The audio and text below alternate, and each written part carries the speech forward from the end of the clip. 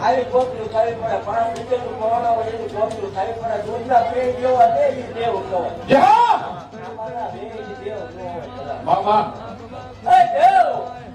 એવું કહું છું જગત ને માલપા કોઈ ભરમણા સંતા ખાતા ન હોય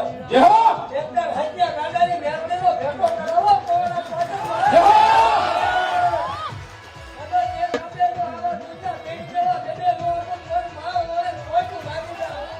કેટલા રજી મારી સતિયા ગાંડિયાની મેલડી તો હું કો પાડલો તો ભાઈ ભોવટ ના બની લઉં